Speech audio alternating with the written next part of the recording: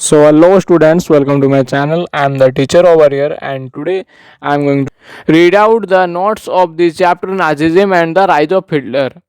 In the past 2 days we have already covered birth of the Weimar Republic to the Second World War. And today in this video I am going to read out the Nazi worldview to ordinary people and the crimes against humanity. So let's begin. The Nazi worldview. Nazi ideology was similar to Hitler's worldview. According to this, there was no equality between people, but only a racial hierarchy was present. In this view, blonde, blue eyed, Nordic, German Aryans were at the top, while Jews were located at the lowest rank. All other colored people were placed in between depending upon their external features. Hitler's racism was borrowed from the ideas of Charles Darwin and Herbert Spencer. Darwin, a natural scientist, tried to explain that plants and animals were created through the concept of evolution and natural selection. Herbert Spencer introduced the idea of survival to the fittest. According to this idea, only those species survived on Earth that could adapt themselves to changing climatic conditions. These ideas were used by the racist thinkers and politicians to justify imperial rules over conquered people. The Nazi thinkers believed that the stronger race would survive and weak ones would perish. According to them, the Aryan race was the finest and had to retain its purity, become stronger, and dominate the world. The other aspects of Hitler's ideology was related to the geopolitical concept of Lebensraum or living space. Is he believed that new territories had to be acquired for settlement and to increase the area of the mother country. Hitler intended to extend Germany boundaries by moving eastwards to concentrate at all Germans geographically in one place. Establishment of the racial state. Nazis wanted only a society of pure and healthy Nordic German Aryans. They alone were considered as desirable, while other communities were classified as undesirable. Here, Nordic German Aryans, it is a branch of those who were classified as Aryans. They lived in North European countries. Jews, Gypsies, and blacks living in Nazi Germany were considered as racial inferiors who threatened the biological purity of the superior Aryans race. They were widely persecuted. Here, persecuted means systematic and organized punishment of those belonging to group or religion. Even Russians and Poles were tortured by the Nazi government. The captured civilians were being forced to work as slave labor. In Nazi Germany, Jews were the worst sufferers. Jews had been stereotyped as killers of Christ and usherers. Here, stereotyped means a fixed idea or image that many people have about a particular type of person, but which is not true in reality. And usurious means moneylenders charging very high rate of interest. Jews lived in the separately marked areas called ghettos. Ghettos means a place where people of the same race live separately from the rest of the population. Hitler's hatred of Jews was based on pseudo-scientific.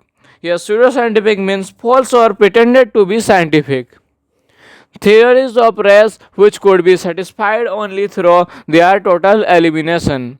From 1933 to 1938, the Nazis terrorized, pauperized the act of making poor and secreted to the Jews. From 1939 to 1945, Nazis aimed to kill the Jews in gas chambers of Poland. The next section of our chapter is the racial utopia. The Nazis tried to realize their racial ideal through genocide. They divided the occupied Poland. The most of the northwestern Poland was made a part of Germany.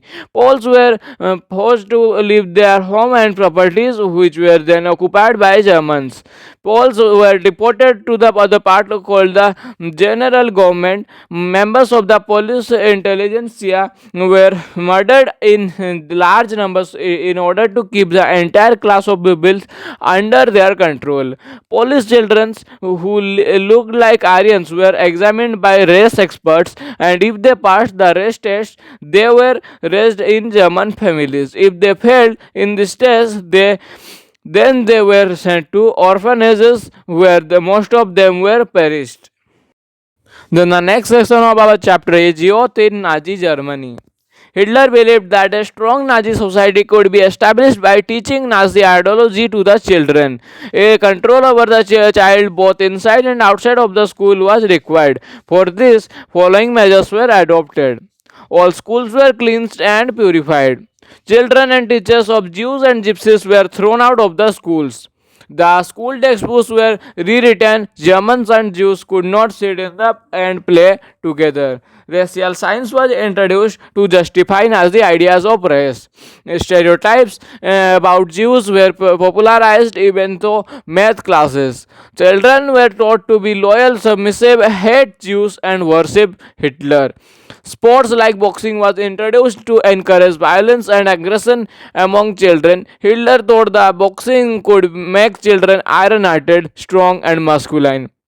Youth organizations were made responsible for educating German youth in the spirit of National Socialism. 10-year-old children had to join Jungvolk.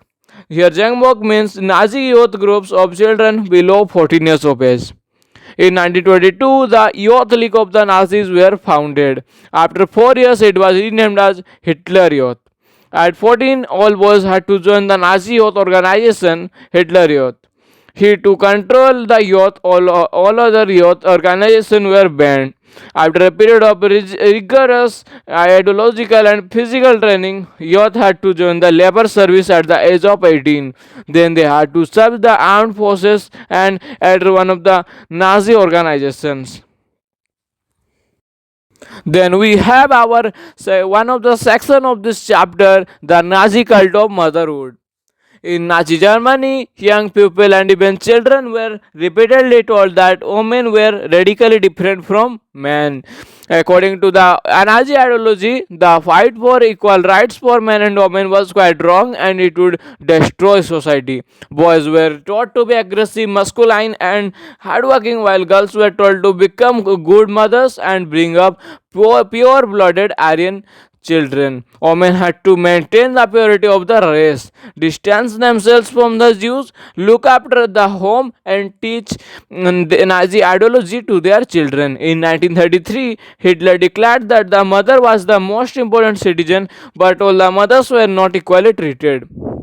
Those mothers who produced radically desirable children were avoided, given favored treatment in hospitals, concessions, in shops, theaters, and even in the railways. Honor crosses were given to the encouraged women to produce many children. Honor cross of bronze was given for producing 4 children, silver for producing 6 children, and gold for producing 8 and more children. Women who maintained contacts with Jews, Poles, or Russians were punished or imprisoned. Many received jail sentences and lost civic honor for this criminal offense. Then we have the art of the propaganda. The Nazi regime used language and the media effectively to describe their activities. They never used the words kill or murder in their official communications, but used euphemisms. Here, euphemisms means an indirect word or expression for one considered to be harsh.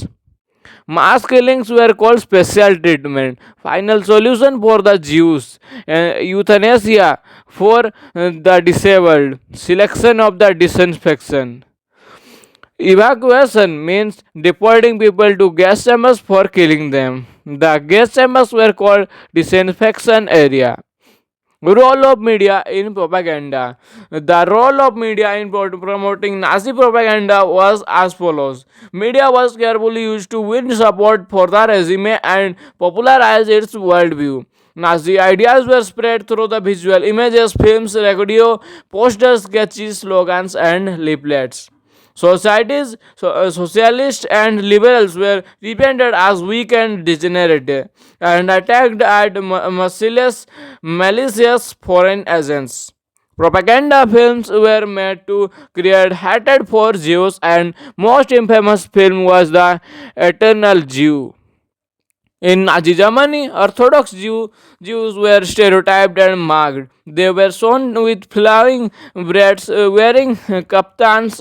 However, in reality, it was difficult to distinguish the German Jews from other German people. Jews were referred to as vermin, insects, rats, and pests. Their movements were compared to those of rodents. Ordinary people and the crimes against humanity is the last section of our chapter.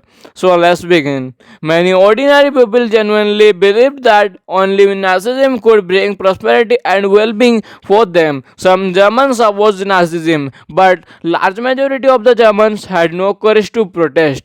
Charlotte Bedat, in her book Third Reich of Dreams, described that Jews started believing that Nazis stereotypes about them. The Nazi propaganda haunted the Jews and they were immensely suffered. Knowledge about the Holocaust. World became aware about the Nazi atrocity, cruel and violent act during the last years of its regime. The atrocities and sufferings that Jews had experienced during the Nazi killing operations are called the Holocaust. People know about the Holocaust by the documents preserved by the Jews to many ghettos. The documents were historical documents or records to stored, etc. When they started losing the war, today many of the evidences of Holocaust were kept in various museums of the world. So by this our chapter ends here. In the next video I will be reading out the summary of this chapter, Nazism and the rise of Hitler. Then we will surely proceed to the NCERT question answers. So that's all for today. Thank you for watching. Yeah.